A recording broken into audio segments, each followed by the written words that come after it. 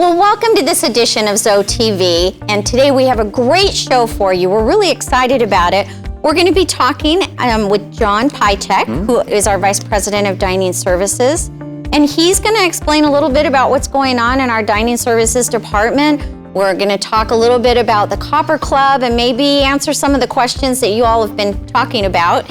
And then we have tips from Lish and this guy right here. Yep, that's right. So it's going to be a great show. And don't forget the Wixons. Amazing Wixons. So our resident profile is Sharon and Ken Wixon, and they were in our first beta testing group. They were, and they're still as active today as they were then. So it's going to be fun to hear their story. It's really interesting, talking to them. So stay tuned. Hello, I'm Lish Vasquez, Dining Services Director at Glencroft Center for Modern Aging, and today we are going to make the egg salad croissant.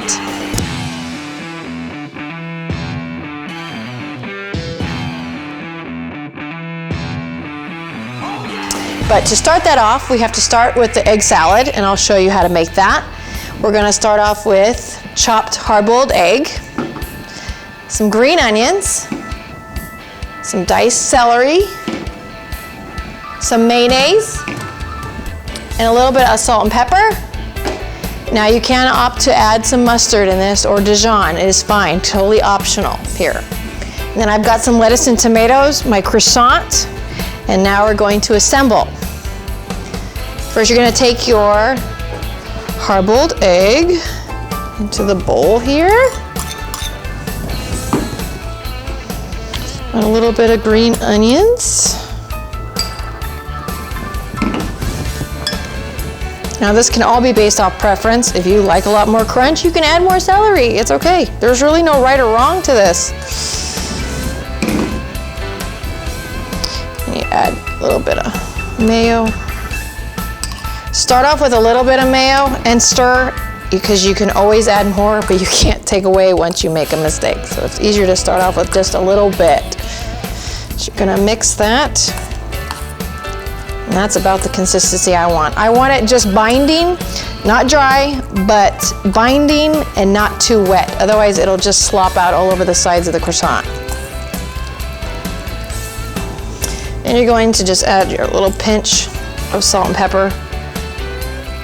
That's of course to your taste as well at that point. Just stir that in, just like that. That looks good. Perfect. Now we're ready to make our sandwich. So take your croissant. It can be any of your favorite bread as well here too. Doesn't necessarily have to be croissant. You're going to spoon on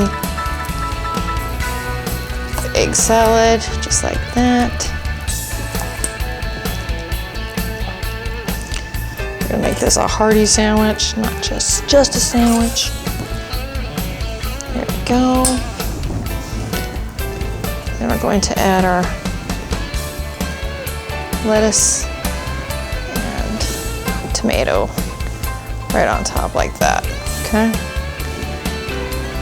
And that is our egg salad croissant. I'm Lish Vasquez, Dining Services Director at Glencroft Center for Modern Aging, and who says eating healthy can't taste good? Happy cooking! We are so lucky, are we not? We are. Ken Look and who we Sharon have. Wixon. Yes. I mean, beta from the beginning. Right. These two have been around. Yeah. And taken part in every facet of Zoe life. So thanks for joining us. Okay, thanks for asking us. It's a pleasure to talk to you. Yes. They're one of our favorites. So, And I understand that you're here not knowing why you're here. Yes, true. Yes, that's how we get our it's authentic. That's this I told him guy. as we were saying, this isn't this kinda is real sneaky. stuff, real Right. conversation. Right. This is like, Sneaky Steve. Sneaky Steve, there you go. So tell us a little bit about yourselves. So for those that don't know, how long you been here? What's kind of been your progression to Glencroft? Where are you guys from? Glendale. Well, we've lived in Glendale for 40 years. And we've been here 3 years now. Okay. And been a lot of progression in the last 3 years. That's good. Yeah. So in Glendale, what parts of town were you at, or what was your We lived by Apollo High School. Apollo High School? Kids went to Okay, school there, yeah. that's where they went. And we've always been in Glendale, been active in the community in Glendale on different boards and everything in politics. Oh my And goodness. we're familiar with Glendale, so Yeah, that's you why we guys wanted have to been, stay. when we start talking as we're working out and we start conversing about the past, you guys have done so much in this community in terms of what you just said in volunteer mode and some other things, but what have you seen this community, not so much Glencrop, but Glendale evolve to? It's grown and there's been so much new around us, good and bad. Like, Good, yeah, but still needs a lot more work. We were on the light rail committee, which got shot down, unfortunately. I think we need the light rail, in Glendale to bring people in. Because Absolutely. a lot of people don't know about Glendale, and there's a lot here to offer. yeah. Absolutely. Yeah, you're exactly right. It's if you've seen a map of Glendale, you know how the downtown is down here in the little corner, Yeah. and it runs clear north, and then it runs clear and the backwards J, I guess, or J. And those people north of Bell, I Okay. don't think a lot of them know they live in Glendale. they think they're what Some of them Peoria? think they live in Peoria. Yes. And Yeah. they're technically in the bubble of Right. Glendale. Right. And now everything's going on clear out on the 303 out Right. there. Right.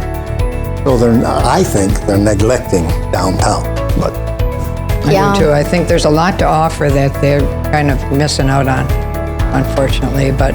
And that's why we chose Glencroft, because it's in Glendale where we're familiar with. Right, Right. right. Being here. yeah. So now, long you've been on this campus for how long? 3 years, isn't it? 3 years. Yeah. Maybe Okay. 3.5, yeah. I think we started moving in about November of 2016. Okay, good. So And tell- you two probably saw Glencroft. If you were in Glendale for that long a period of time, you probably saw some changes within Glencroft. Yeah, and Yeah. I had seen some patients here too. I Yeah, did some oh, home uh-huh. health, so I'd seen some patients and I knew what it was like. And then we had a neighbor that lived here in a casita. We came out and visited him, Ish and Millie Yeah. Ramatula. Yeah. And So you had little exposures Right. to this campus. That's interesting. And when we were looking around for retirement places, I don't like apartments. I Yeah. didn't want to live in an apartment. I still liked a house. So Yeah. actually, we still have a little house with the front and back door, That's so, perfect. Yeah.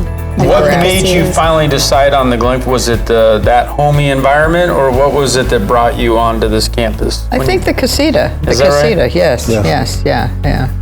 Having that option. Yes. Yeah, Yeah. I think Yeah. so too.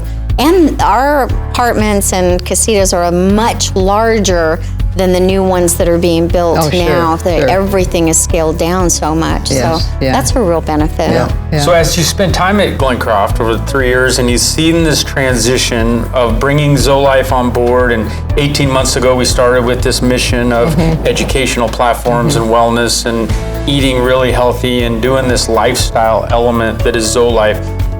Did that initially attract you and say, I want to sign up for all of it or just part of it? Or what was kind of your mindset looking at that ZoeLife, like, I want to play with all that or just a little, or what We you guys jumped right in, wanted to do everything. wanted to do? And I got excited about all the classes that were being offered. I like that.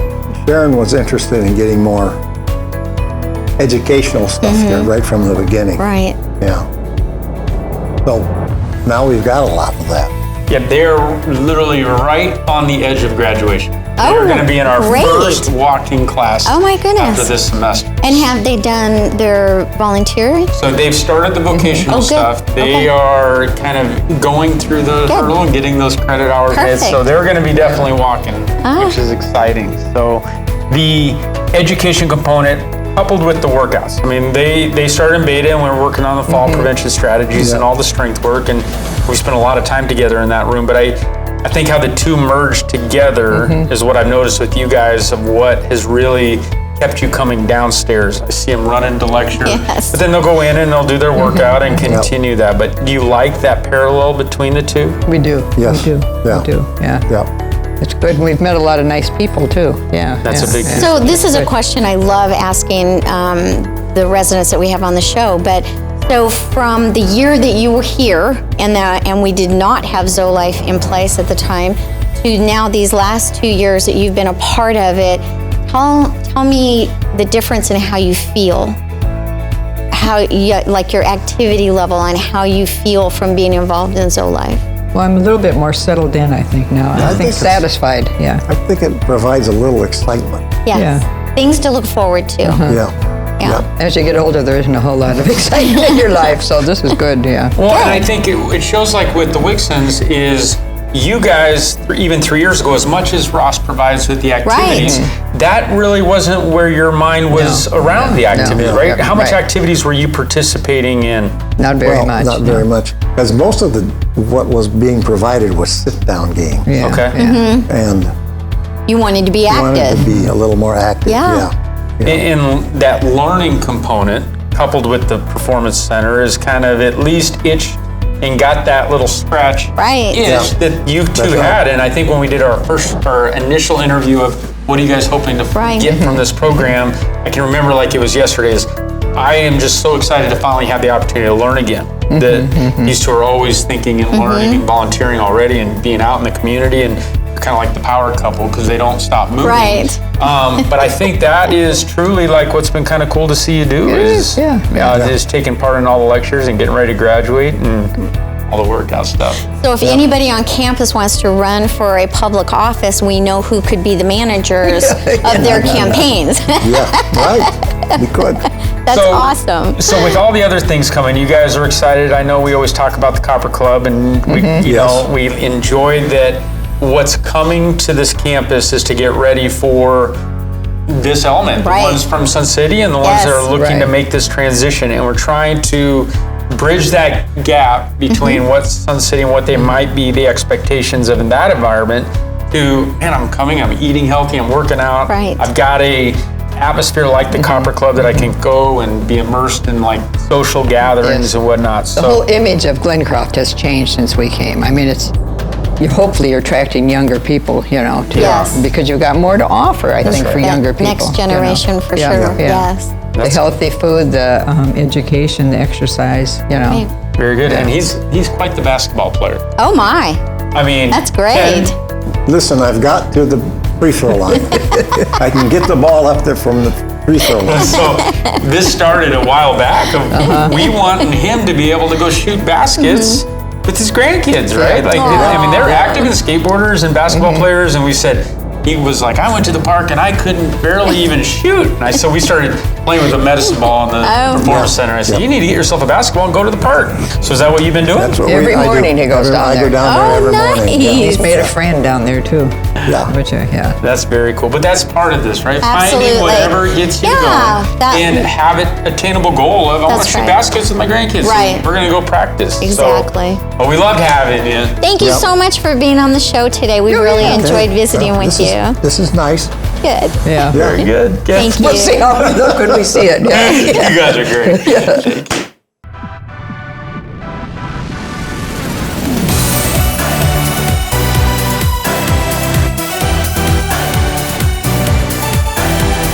Today's fitness tip is going to involve the use of our parallel bars. So if you come down to the Performance Center and you see this sitting over here, no, it's just not for those trying to get out of a walker, trying to get out of a wheelchair. We use this all the time for balance. So Tom's going to show what we call toe-to-toe.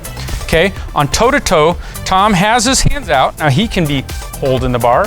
He can have his hands floating above the bar. It's literally a safety mechanism to make sure he doesn't fall. When we're doing toe-to-toe, Tom's chin is up, his eyes are open, his core is engaged. It's not a speed thing. It's a dictating where your toe goes right in front, in, touches the heel. It's gonna be back, you're gonna swing it, you're gonna bring it right in front. It's not gonna be over here. It's gonna land in a very precise way right in front of that toe. So Tom, show us. It's gonna be here. Good. Good, good, good.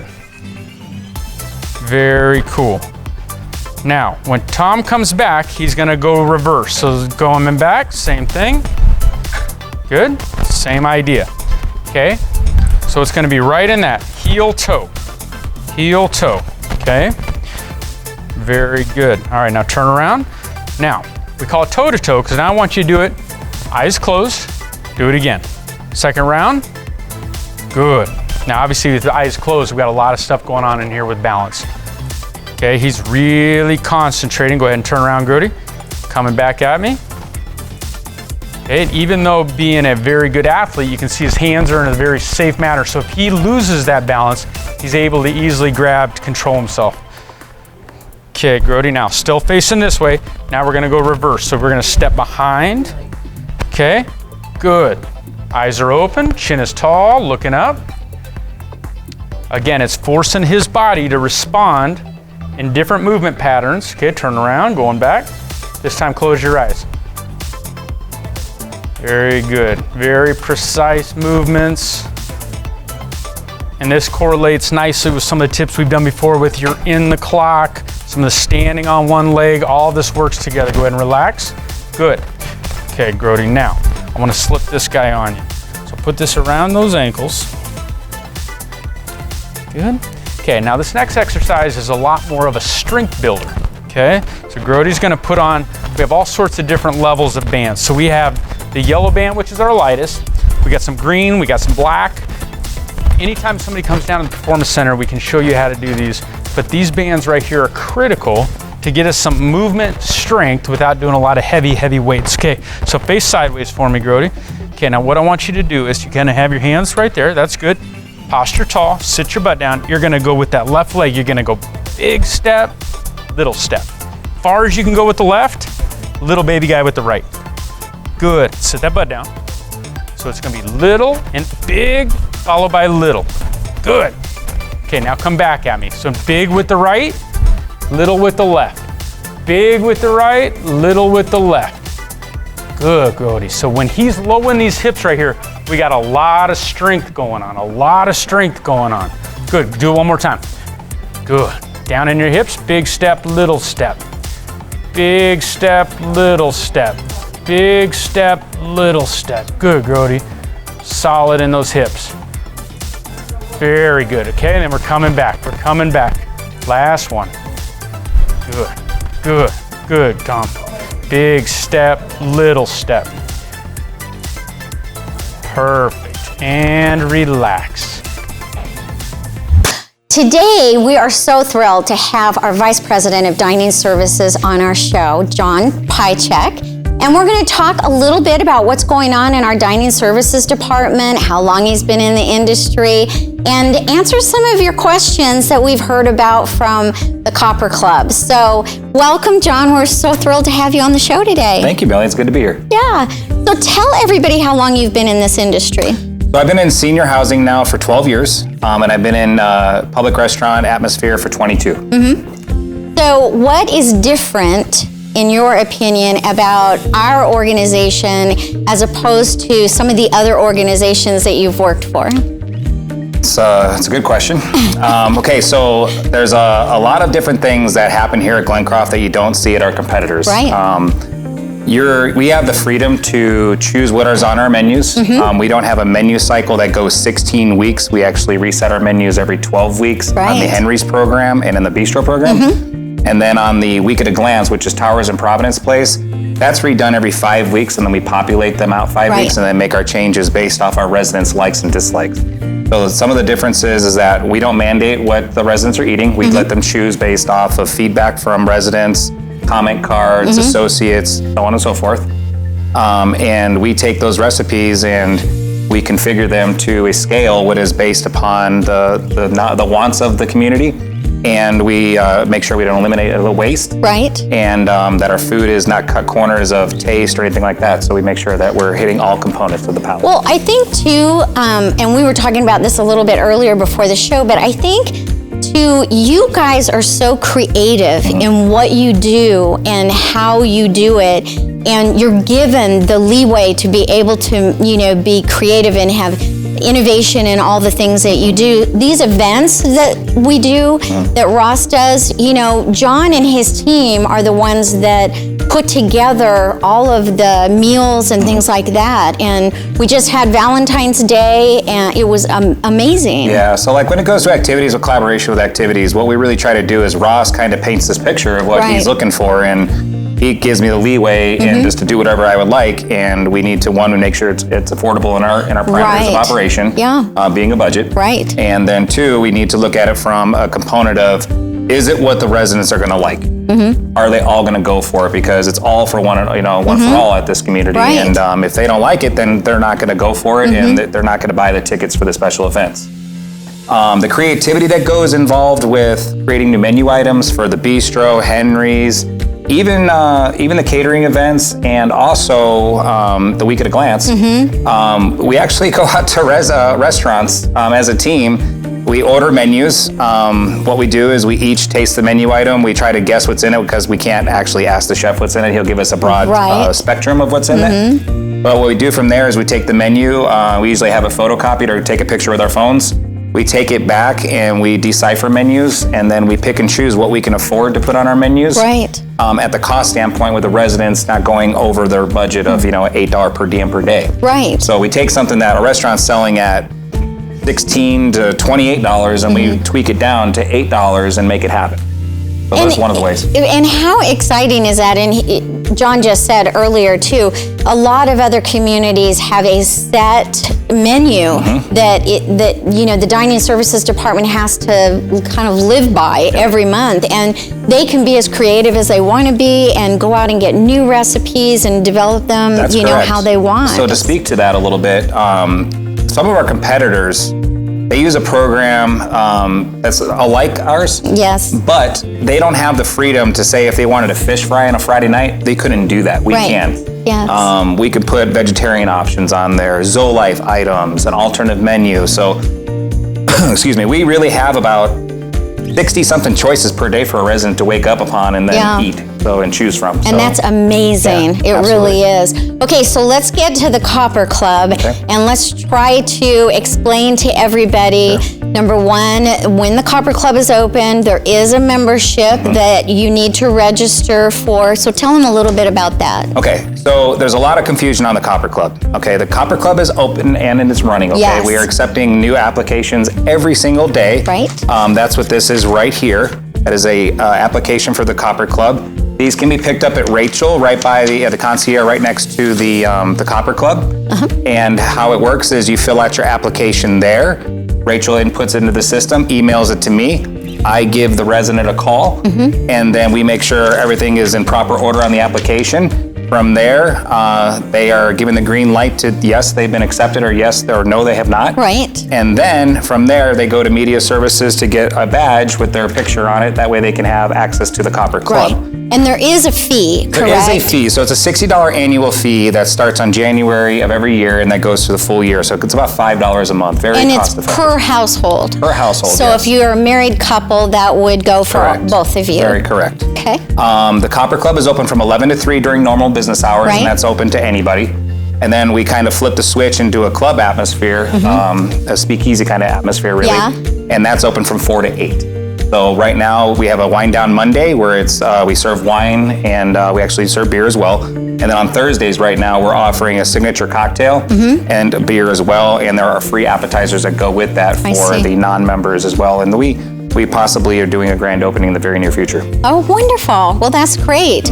Well, anything exciting going on in dining services right now? We do have St. Patty's Day coming up, so that's March 17th. Get your tickets while they're available. We are doing a true Irish dinner, so we're doing beef brisket, which would be corned beef brisket, cabbage, white potatoes, and then we are going to do a soda bread. Everything's going to be boiled in beer, minus the soda bread. Yes. And what soda bread is basically, and I've had some questions and some comments thrown my way in the last couple of days, and actually some phone calls. What I would like to speak on that is it's a very dense bread, okay? It is served warm. We're gonna make it sweet, and we're gonna try some different options today and tomorrow. Later today, I'm gonna taste some different recipes that the chefs are putting together for me. But typically, it's just really flour and buttermilk. It is. It's a very dense recipe. I tried it for the first time because we went to Ireland year before last. So it's a true Irish dessert, right? It is a true Irish dessert, and it's different almost every place that you go. So it was really interesting for us. It can be put together a million different ways, but our residents like sweet, so we're obviously going to try to make it sweet. So we're going to try a glaze. We're going to try infusing it a little bit. If all else fails, we'll use a honey butter or something like that to sweeten it up. So it'll be good. It'll be served warm. It'll be on the tables for the residents to enjoy. And authentic. And then the cabbage, the corned beef, and the potatoes are all going to be boiled in beer. Yeah. And super tender, and it's going to be a great event. And how's Dining Services in Providence Place going? Good? Dining Service in Providence Place is going very well right now. We're making a lot of headway. We're actually up for our Crandall inspection next month, so we plan to do very well on that, score an all-time high. And then, Jake Van Kooten just had his inspection over at Towers, and he scored his second annual 100% in a row, and it's unannounced. That's wonderful. So, yep. Good. Well, you do a great job, well, thank John. you very much. I appreciate Thank that. you so much for being on the show today. Thanks for having me. Absolutely. What a show! Oh my gosh, this was a good show. It was a great show. It really was. And talking to the Wixons and Jen and Sharon have such a story about. I just love they've been in Glendale this whole time, and they have been involved in this environment of growth from the Glendale perspective and Glencroft. Absolutely. They've seen a lot of changes, not just in Glencroft, but in the community at large. And I think it's interesting perspective for somebody that is outgoing as they are to say 3 years ago they didn't want any activities. Right. It's not that the activities were bad. They thought, fantastic, but it's not for us. Right. We are ongoing education learners, and we want to work out. That's what we had hoped for. And ZoeLife delivered on both those promises, and they're active to this day, and they're about ready to graduate. Right. The difference between the year they were here before we started the program and now after made such a huge difference in their lives, and so we've talked about that. And then talking to John Pychek, who's the vice president of our dining services, and at least he was able to explain a little bit about our Copper Club and some of the things that are going on in there and that kind of thing. So it was a great show. It was absolutely very good. I loved it. I love this show. I know you did. I hope we don't get canceled. I know. Oh my goodness. So thank you for joining us.